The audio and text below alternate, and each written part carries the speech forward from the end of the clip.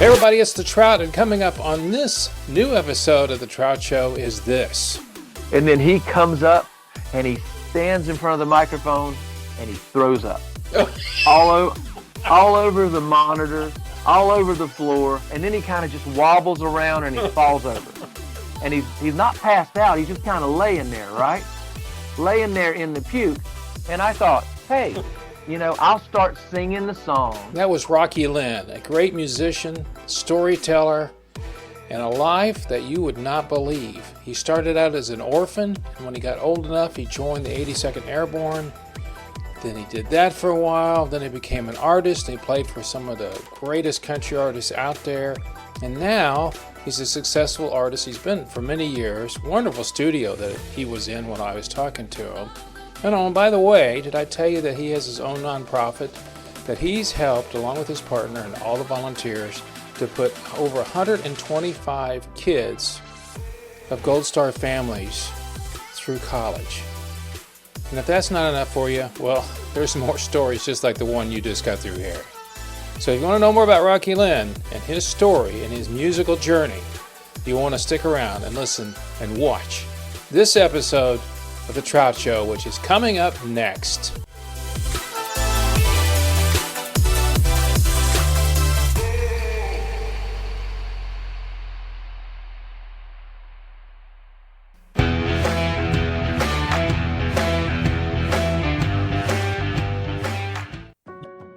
Hey, it's The Trout. Quick question for you. When's the last time you heard from your financial advisor? Well, if you're still thinking about it, apparently it's been a long time. And when you do hear from this individual, do you get a feeling that they're more concerned about their financial wealth than yours? Well, maybe it's time to talk to an expert that's concerned about your financial possibilities. That's David Smith with Edward Jones. David has years of experience of helping people just like you. So why not give him a quick call at 469-372-1587. David's ready to sit down and talk to you about reaching your goals and your financial possibilities. That's David Smith with Edward Jones. 469-372-1587. Get a financial health checkup now with David Smith of Edward Jones. 469-372-1587. You also are a vet yourself. I am, yes, sir. And I was reading a little bit about you, but how old were you when you joined the Army? Well, when I say that I moved here to care for my dad, he's actually my adoptive dad. Right. I grew up at a place called the Barium Springs Home for Children, which is an orphanage in Troutman, North Carolina. Wow, And my last name. Yeah, exactly. How weird, right? I said, this guy's famous around here. He should come here. I got a name. Yeah, actually, I've heard of the run town. This place. Yeah, I'm from this place. Yeah. But I grew up here. My dad, who I love with all my soul, he and my mom adopted me when I was 5. My dad had a 6th grade education. He's not an unintelligent man. He's actually very, very smart. But he grew up during the Depression with 10 brothers and sisters. Yeah. And right before he started the 6th grade, his father was hit by a car and paralyzed from the waist down. He was an alcoholic. And my dad quit and went to work at a sawmill and raised his family. They kind of looked at him. He's actually there's only one other sister left, but he raised them all kind of like their father. And so we were economically challenged growing up. And so for me, the best option was the Army. I look back at it now because of my charity and how much my service meant to me as one of the greatest things I've ever been involved with. But at the time, I joined the Army because I wanted to go to this guitar school in California called GIT. It was like back in the day. I remember that. Yeah. I wanted to go there so bad. It was my biggest dream ever, and the Army would pay for that if I did. So I joined the Army, but the Army ended up giving me so much more than I was able to give the Army. I mean, it was the first time that a man ever really said to me, "Son, you can do this." I remember when I graduated jump school, getting the pins, they slam the pins into your chest, Mm-hmm. And I remember that sergeant saying, "Son, if you can do this, you can do anything." And so I just believed him, Rick, and I thought, man, I'm going to try to do it anyway, And so here I am, still trying it all these years later, thanks to the people in the Army that pointed me in the right direction. Did you want to be a paratrooper? Was that something you wanted, or they said you might be good for that, or how did that all come about? No, I didn't really know what it was, to be honest. They have when you first start getting involved in the military, the first thing you run across a bunch of acronyms. The It's first one is it's called government. Yes, it's government. Yeah. called the ASFAB, the Armed Services Vocational Aptitude Battery. And I cut school one day because I grew up a little unsupervised. Dad was busy, he worked in a factory and worked hard. And I went to Hickory and took the ASFAB, and I must have got confused. Like, back in the old number two pencil days, you'd fill out the block. And I think I filled out the first block where the second block was or something, because as you get to know me, you'll know it's not possible. But somehow I scored 100 on the ASFAB, which meant I could have done anything. I could have been in the Yeah. radiation department at the Yeah. hospital, or maybe learned how to drive a truck or fix something. I could have done anything. But since I'd scored 100, my recruiter, his name was Staff Sergeant Dwayne Say, he said, you ought to be in the infantry. And so I ended up in the infantry. And if you were in the infantry, you could take airborne and be Uh-huh. stationed at Fort Bragg, which is near where I lived. And Yes. it paid an extra $129 a month. That's why I did it. Yeah. Uh, and I had actually never been in an airplane before I jumped out of the first airplane that I was in. And I don't know that it really sunk in till we were in that plane that we were going to leave that plane while it was still in the air. But I'm grateful that I did it, and I'm proud of it. But I was really just kind of following the guy in front of me. Well, and a great thing is you're on static lines, so you're not free falling really per se. Weren't you on static lines, or did you? A 50-pound rock can do it, Yeah. because it's a 50-pound test. All you got to do is get out the door, and it's going to pull the test, and your Yeah. chute's going to open Yeah. up.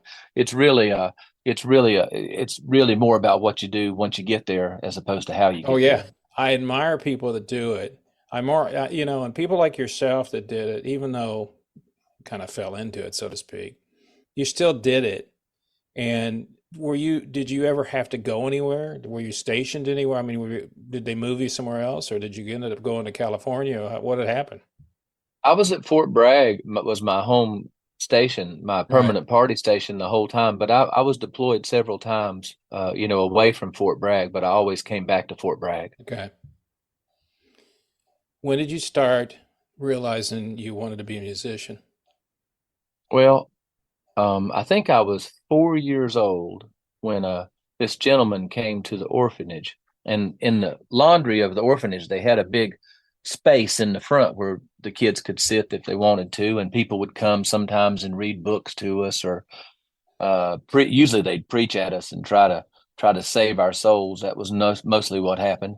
But Hmm. one day, this guy named Niley came, and he played Niley. That's how he spelled his name, I believe.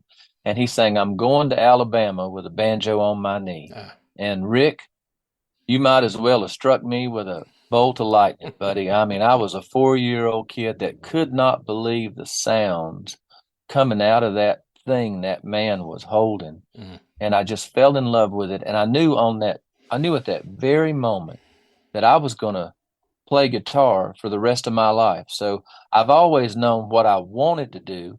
I just didn't know how I was going to do it, or if I was going to be any good at it. So as it Hmm. turns out, I'm not very good at it, but I do it all the time. And it's how I've been fortunate enough to make a living all these years. And so I've always known that that was my dream and what I wanted to do. Being really, really poor is a plus in the Hmm. musician world, because the bar you have to set for your sustainability is so low, and I'm fortunate enough that other than the Army, I've never really done anything else. When I was in high school, I played in a band with a bunch of gentlemen my age. They were, all in their 50s or 40s, and we played nightclubs and honky tonks. So instead of working at a fast food joint or Yeah. something, I played in Yep. bars on the weekend. and Yeah.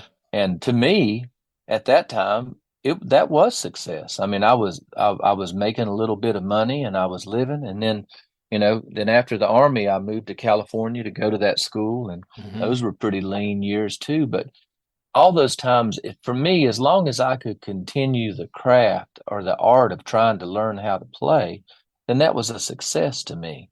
Uh, it wasn't about and has never been about what sort of financial things I may or may not be able to achieve, Hmm. or even what size the crowd is. I mean, to me, I do a lot of VA homes and I do a lot of hospice houses because I don't know if you know about my little charity that I have, but Hmm. because of Tell me that. about it. So 22 years ago, I started an organization called Tribute to the Troops. And I have a song called Home that I wrote when I was in the Army about Hmm. one of the men in our unit that didn't make it back from one of Hmm. our deployments. And, I look back at it now all these years later and realize that not, I write better songs, I hope now, but that song was written from my soul about someone Sure. that I loved, Yeah. and it could have been me. So every night when I'd sing, I would sing this song and dedicate it. And then after 9/11, I was able to, uh, I was living in Minnesota at that time, and there was all these, we took this guy named John Murray, made a video of that song. And it was more like a PowerPoint presentation Hmm. where the verses would show soldiers doing soldier things, not war things, but just, working on stuff, whatever. And Right. then the choruses showed the members, of the military from Minnesota who had passed since Mm. 9/11, and it had their name. And I thought, I think their parents would love to see this. Hmm. So the first year it was just me and my friend Greg Smith, who I started this with, and I think 20 or 25 motorcycles. And we got on our motorcycles and we went to those families' homes and we gave them this music video and told them, we're going to remember your son, your daughter. We're going to remember his name. Mm. That has since come to, we're a national 501c3 now. We visited over 800 families in the United States, and you're not going to believe this, Rick, but this poor guy from an orphanage in North Carolina and his charity, we have sent 125 children to college whose parents have been killed in the war. Well, that's cool. What a blessing and what a wonderful thing. There's nothing more heartbreaking I could imagine than Hmm. these people sending their children off and then them Hmm. not coming back. But I think even more importantly, the fact that we, like every family we've ever visited, we send them a card, a handwritten card signed by all of our board of directors and our people every year on the day that their son or daughter lost their life. Mm. And I tell people there's 2 days that you die, and that's the day that you actually pass away, and then the day that nobody gives a care anymore. Hmm. So we're trying to tell those Yeah. families that we do care, and I know for a fact, Rick, that it means something to those people, and it has been a just a life changer for some of them, and for us as well. We there again, the things that we tried to do to help people, we get so much love and satisfaction out of it that it's no way we could ever repay them for what they've done for our No. country. No. And it never goes away. Every day's Memorial Day at those houses, man. Yes, it Every is. day, Yeah. you know? So when did you decide to do the documentary and do all this stuff that you got coming out this month? You got next month, the album and all that stuff. How did that all come about? Especially the doing the documentary and all that about your life. Well, for a while, I was hosting this show on A&E called Operation Build. And it's a show where they rebuild veterans who have been injured overseas. They help them uh, make their house so it's accessible, so they can get up and down the steps if they can, or getting in Right. and out the door. And the people that ran that show, one of the ladies, one of the main producers, her name is J.C. Summerford. She's the one that made the movie, approached me about trying to do a movie about my life. She said she thought my story was something. And Rick, to be honest with you, I thought that's the dumbest idea I've ever heard. And I'll give you the cliff notes of it. So I was found in a garbage dumpster, abandoned as an infant, and I Mm. grew up at the Barium Springs Home for Children. But that's not a movie. To me, that's just a bad hand. I got Yeah. dealt a bad hand, Yeah. just bad luck. Lots of people got bad lucks. My adopted dad had way worse luck than that. He's missing fingers on his hands because he's working at a sawmill in the sixth Cutting them grade. off. I didn't think that. Yeah. So then I got in the Army, and right after high school, and I was deployed, and I started this charity. I still don't think that's a movie. That's just me trying to pay back what I love. Then I moved to Sure. California, where I went to GIT, and then I worked there for a couple years. I auditioned for probably every rock band you could ever imagine, and I didn't get any of them. And I realized after the last one I did, I was doing this last one was I didn't know it was the last one. I thought it was just the next one. But it got down. In those days they would have cattle calls, and they were looking for a Oh yeah. look. Where thank God that the look doesn't matter anymore because I wouldn't fall into Oh that. But no, in yeah, I know today, I know what was that, the 80s? Was that the 80s back yeah, in the it was day? the Yeah, late yeah. '80s, early Yeah, '90s, so they were and I all was looking for a look. Yeah, yeah, yeah. yeah. So and it got down to me and one other fella, and we were going to play with the band, not the singer, but the band. And they come in, and he was drunk, and I thought, man, I'm going to get this one. I'm getting this gig. Yeah. And I did pretty good, and quite to be fair, he did pretty good too. He did a nice job. And then I didn't get it. And then I realized, well, wait a minute. I don't drink. I don't smoke. I don't do drugs. I love my wife. They don't want to hang out with me. I'm No. not going to be any fun for them. So I moved Yeah. to Nashville. That's still not a movie. I moved to Nashville and I played with people who had record deals, and I was lucky enough to write a few songs that people recorded. I'm not very good at it, but I got lucky. That's still not a movie. But then, Rick, they found my father. They found my real biological Who is father. they? Who is they? Uh, well, my wife hired this company called 23andMe, Oh, I've heard of that. and yep, and it came up that they had found my father, and he was Wow. still alive. He Wow. never knew that I'd been born. Never knew he had another son. Guess what he did? What? He was a guitar player in a country Oh, band. that's why you got the D30. He was a Yeah. paratrooper in the 82nd Airborne, Wow. and he rode a motorcycle his whole life. We Hmm. were exactly alike. Yeah. And that's when I thought, well, maybe it would be a movie that would be cool.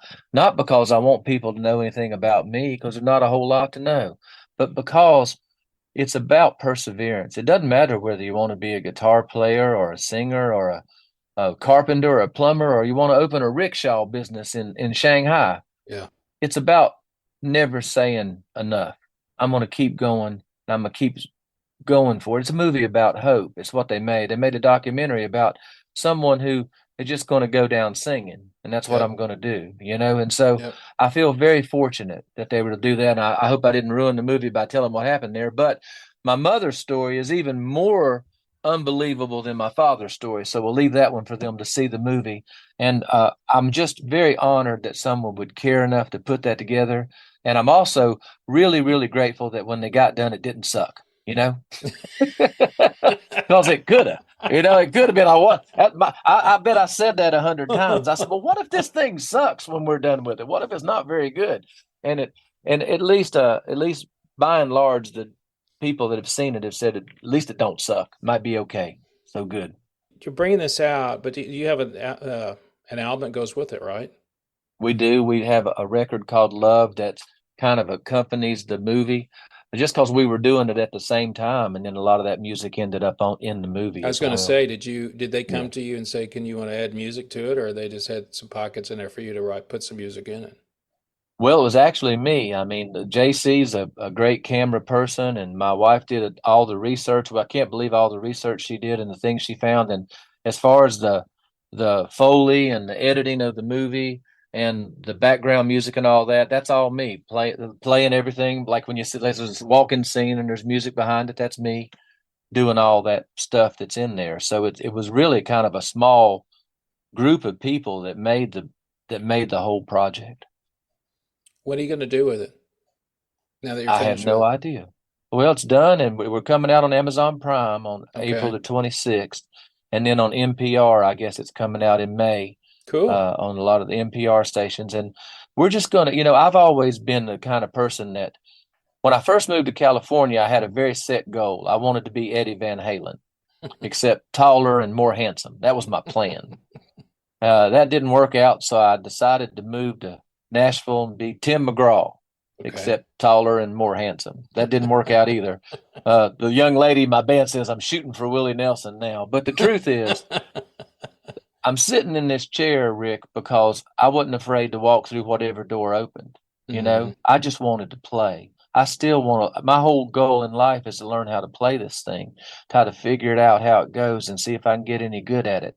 And if along the way I can eat every day, I'm happy with that. So Yeah. I'm in for the ride for wherever it goes. So I admire Yes. what you get to do because you sit there and get to talk, people come in all the time. I mean, I'm sure there's times you're like, this isn't that good, but I got to do what I got to do. But I what do think you, I look at it like I look at it like this. When a person comes in here, their music is as important to them as Ed Sheeran's music is to him. absolutely. Doesn't matter what level it's at or what sort of proficiency. To this person, it's their heart. And if I'm going to be uh, pompous enough to take $25 an hour from you or whatever I'm going to take to record you, I'm going to put Yeah, my whole heart in it, man. sure. I'm going to give you everything I got because that's what I would want someone to do to my music. I want Yep. to treat their music the way I hoped or wished mine had always been treated. You know what I mean? Well, and you remember the first time you were in a real studio and heard back your stuff. We all Oh remember yeah. that moment. And then you're hearing it back and you're like, I just wrote that. Somebody's doing my stuff. I mean, it never gets old. And to me, I mean, I admire what you did. By the way, when did you start this project? Was it a year or so ago, or how long ago was it? Well, we started it back before COVID and was going pretty Oh, strong, wow. and then COVID put a stop to everything. And then my biological father actually passed away during COVID. I was able to be with him, holding his hand when he passed. Well, not Mm, holding his hand, but with him and held his hand I, till I, shortly before. I understand. And I just so it's been years in the process of us making it. It kind of stopped for COVID, and then so in the movie you can see that because during COVID, my daughter, who's 20 years old, she was home, still at home with us, and we watched movies every night, and we would share a box of hot tamales and Mike and Ike's, which I was trying to eat healthy, but I didn't realize how bad they were. I gained 30 pounds eating Mike hot and tamales. Ike's. So at the first of the movie, I'm skinny and old. In the middle of the movie, I'm fat and old. And now by the end of the movie, I'm starting to lose weight again, but I'm still old and ugly. So it's there it is. Are you going to tour again? Are you thinking about We doing that tour all again? the You time. still do? I do lots of just me and guitar shows. I speak at colleges and universities and different, and then of course my motorcycle charity, I do all those events. And then my band, we'd probably do 50 dates a year, full band dates a year of accounts we've had. Back when I had a record deal and we had a little bit of success, we go to all those markets still, Hmm. and play wherever we can play there. So I'd like to do it full. I'd love to travel even more and play even more with our band if we could. When this comes out, are you going to kind of go out and do some kind of tour to promote it, or We're the going to go documentary? everywhere they play the movie. We're going to try to go play in that area. Okay. We're kind of a self-contained thing. I was booked by CAA for years back when I had a record deal, and then after you lose your record deal, it starts declining, and eventually you're still booked by CA, but they don't get you any work ever. And so we've been doing our own for a long time now, and we're kind of self-contained. So what we do is we look where there's a little action and see if we can book a venue there. And I always ask people this question, and that is, when did you decide? When was the moment when you were performing or something you realized, holy crap, I'm actually, look where I am?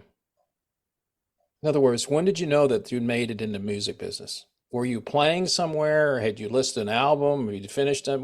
Do you remember that moment when you kind of go, as they say, it's the pinch myself moment? I think there were several of them, and then I think it goes back to the coming from very low, uh, you know, sort of income status. I remember when I got out of the army and I finished up my 2-year associate's music degree before I went to GIT at the community college, Right. and I got a job with a band called Dixie, and it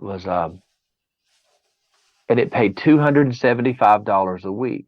That might as well have been a fortune to me because it was enough that I didn't have to do anything else. And Yep. I remember thinking, this is it. I'm going to do this for the rest of my life. I'm going to play here and I can live. I can make this thing. And then I remember when I first moved to Nashville, uh, I made a really good friend with this guy, and I can't remember his name is escaping me now, but he was the bass player for Ronnie Profit. And Ronnie Prophet was a Canadian singer who had a hit a gazillion years ago called the the Ghost of the Opry or something like that. I think that's what it was called. And he called me and said, in 1 hour, Ronnie Prophet's leaving for a Canadian tour, and I can't go because I just got the Martina McBride gig. I just got it. Can you go play bass for Ronnie Prophet? And that was the first time I was ever going to get on a bus, right? And I didn't play bass at all. I didn't, but I said I did. That's another thing that I do. I should be very honest with you, Rick. When people call me and say, "Can you score the movie?" I go, "Oh yeah, I can do that." Yeah. Even if I don't have a clue what I'm doing, I'll say I can do it, and I'll figure it out. Yeah. So I went to a pawn shop and I bought a cheap Squire bass that stayed in tune. And I had a cassette, and I was writing charts all the way from Nashville to Calgary, Alberta, Canada on that bus. But on that bus, I had a bunk, and I was thinking, man, this is it.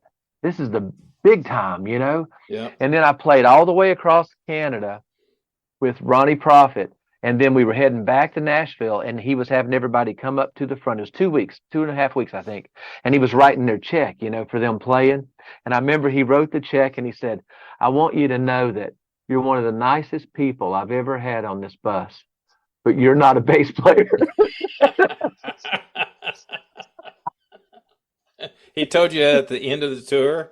At the end of the tour. Because, I mean, I might have known, it's one of those things where I might have known what the chord was, but that don't mean I was doing what a bass player does, right? Yeah, yep. And then I think when I lived in Minnesota and I got to the point that we were selling small club, right before I got a record deal, the year before I got a record deal, I did 320 one-nighters. Wow. But at that time, there was no crew, there was no bus. It was me. I had a 15-passenger van that the four of us traveled in, and an 8x20 trailer, and I set it all up myself. I would set it all up, we'd play, tear it down, do it again tomorrow night. That felt like success to me because I was doing my music, and I was charging a ticket that people would pay, it was a couple bucks or whatever. And then when I got a record deal, I don't think that hit me. So I guess at this point, I don't know if I ever felt like I made it, but I've been able to make it through to the next step. That makes sense. Yeah. That makes that. I tell people, younger people all the time, if I'm busy with them, it's like, you don't need to be a star to make money. No, you can play anywhere and still have a good life, and you can walk down the street, nobody knows who you are. You might say, well, I play with, whoever I would play with, and they're not going to know you're a hired gun to stand in the back. They're getting all the big money. You're standing back, but you still have that success. There was several artists in Nashville who were kind of big that would have a rotating group of musicians because maybe they weren't the easiest people to work with or something. And I was one of those guys that kind of got every one of those gigs that was the interim gig. You know what I mean? Right. Vern Gosden's famous for that. Vern Gosden used to have this rule where the bus had to leave exactly at this time and you had to be on it or you would be fired. And he traveled with 2 Tascam D88s. Do you remember those? The digital 24-track then, and he had every single part on the Tascam. And so we had to play with a click, which I hate, by the way. In a studio, I don't mind it, but in live, I just think it just sucks all the life out of it. But anyway, that's a whole nother story. And I remember Pat, what was his name? Pat something was playing bass, and the bus was leaving the Shoney's parking lot at midnight because it always left at midnight. Everybody left from Shoney's down into Montgomery at midnight. And Pat wasn't there. And so the bus just left at 12. And apparently Pat got there like at 12:03 or something. And we were playing in Augusta, Georgia at some, honky tonk, some kind of thing. But it was nice because he was an artist. And we got all the way down there, and Pat was waiting at the door to get in. And the road manager got off and said, "What are you doing here?" And he says, "Well, I just got here. I'm sorry I'm late. I'll never, ever be late again." And he said, "Well, what if we'd played in San Diego? You couldn't drive to San Diego." And he didn't let him play, and he still had him fired. And I thought, gosh, I didn't say it was heartless, but it was tough on Pat, it was tough rig. So I had a whole bunch of those kind of gigs, and I played I've done, a gazillion publishing demos for Sony and RCA and those kind of things, lots of studio stuff. And then I had the distinct pleasure This is a Texas story. I should tell you the story. I had the distinct pleasure of playing with this artist on B&A Records. I won't tell you his name, but he was the first artist out on B&A Records. Anybody that wanted to do the artist, and and he had a hit. He had 2 top 10 records, and it wasn't going very well after that because he had a substance abuse problem. And so I was playing this tour, and I was the band leader. I'd put the band together, and we were playing at the East Texas Saloon in Galveston, which is across the road from Gilley's. Yep. And he sold a grand total of 9 tickets. There were 9 people in there. And typically, I would do a couple songs with the band. I would sing a couple songs with the band and warm up or whatever. Mostly it was to make sure the PA was working and everything was good. And then we'd start the vamp, and he would come up and do his show. Oh, okay. And I had strung all of the songs together so that once he got up there, he could get through it, even if he was hammered or whatever. So once he got going, you had the set list all done. You did that. yeah, it was, right? and the songs were the music was all kind of Kenny Rogers. If you ever saw Kenny Rogers, how the songs flowed in and out of each other, yeah. I was trying to steal that idea. Right. Anyway, so we did 2 songs. He's not anywhere to be seen. We do 4 songs. It's 30 minutes later, and nobody's there. And they're like, get me off the stage. Where's the guy we paid whatever? That's right. That's right. And so then his brother was his road manager, and his brother came out and got into an argument with the bar owner, and they got into a fisticuffs down there. And so the bouncers kicked them and a couple people out. So our 9 people are down to like 5 people at this point. And then finally he shows up. He's at the edge of the stage. His eyes are about this big, and he's ready to come on. So I said, okay, hit the vamp. So we stopped my song in mid-song, and we started playing the vamp. And I said, you've seen him on CMT or whatever it was at the time, yeah. Yeah. And then he comes up, and he stands in front of the microphone, and he throws up all over the monitor, all over the floor. And then he kind of just wobbles around, and he falls over. And he's not passed out. He's just kind of laying there, right? Laying there in the puke. And I thought, hey, I'll start singing the song, right? I'll start singing it, and then he'll just get up and sing. And let's see if I don't know if I remember it. See, well, I'm a lover, not a fighter, and you've been picking on me all day. So I started to sing into that song, and I think he'll just get up, right? Well, he lays there for the entire song, doesn't say a word, and I sing the whole song. Well, the way the set's designed, as soon as we finish that song, we go into the next song. Right. Yeah. And then that's when the fight happened. Actually, that happened when he wouldn't get up and sing.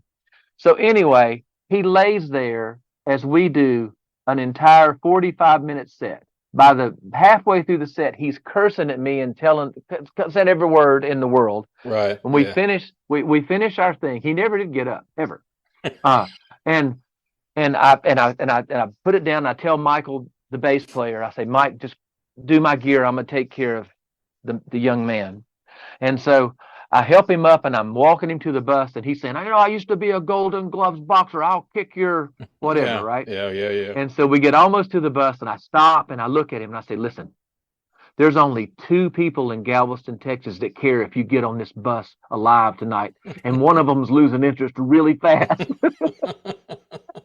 That's right. And so I put him on the bus, and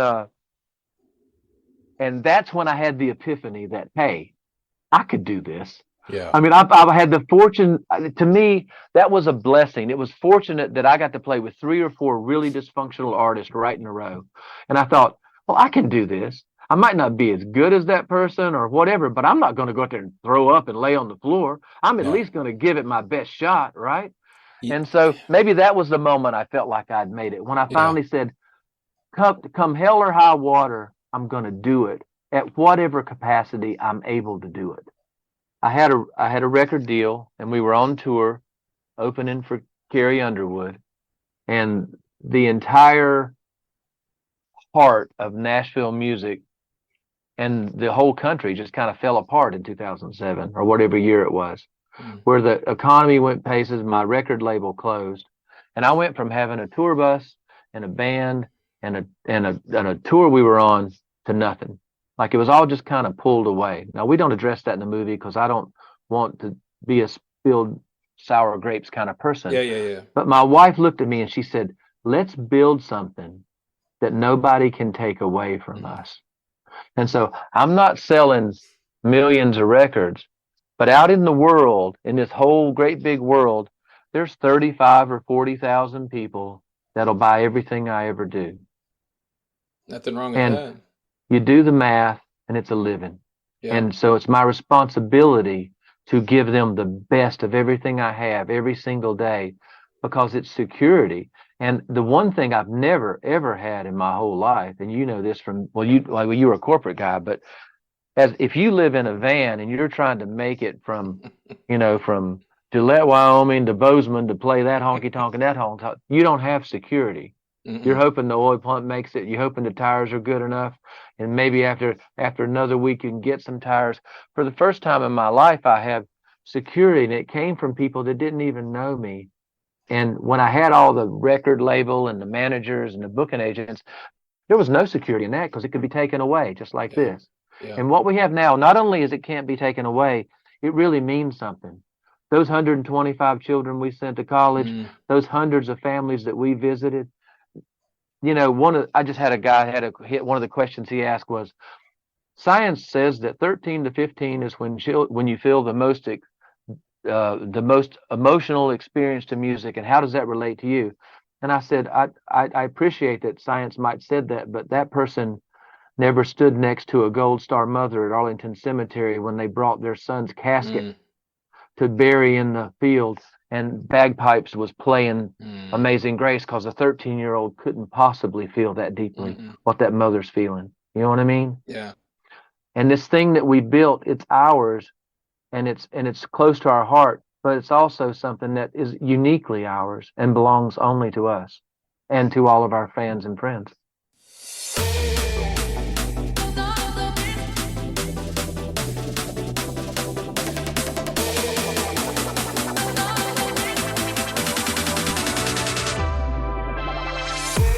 Well, that's it for this time on the Trout Show. Thank you so much for stopping by and listening. A very special thank you to the one and only Rockie Lynne for coming on and telling his great stories. If you want to know more about Rockie Lynne, you can visit his website at rockielynne.com. That's ROCKIELYNNE, rockielynne.com.